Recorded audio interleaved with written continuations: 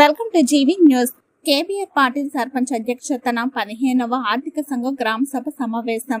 రాయకోడ్ మండలం చేల రాయపల్లి గ్రామంలో గ్రామ సర్పంచ్ కాశీ బసవరాజ్ పాటిల్ అధ్యక్షతన మంగళవారం నాడు జరిగిన గ్రామ సభ సమావేశంలో 15వ ఆర్థిక సంఘ నిధులు వాటి వినియోగం గురించి సమావేశం ఏర్పాటు చేయడం జరిగింది.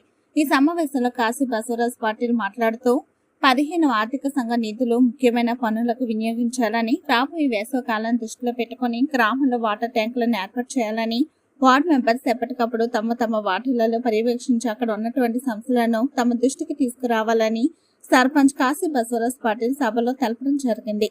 ఈ గ్రామ సభ సమావేశ కార్యక్రమంలో ఉప సర్పంచ్ తుమ్మూరి సుజాత అంజయ్య, పంచాయతీ కార్యదర్శి Rekha, field assistant Dhanunjaya Patil, ward members Kommar Anitha Ashok, Sanjeevulu, Kumar, Daveed, Mahila సమైక్య సభ్యురాలు రుక్మిణి, విద్యుత్ లైన్ మ్యాన్ అరుణ్ కుమార్, గ్రామస్తులు మరియు పంచాయతీ సిబ్బంది తదితరులు పాల్గొన్నారు.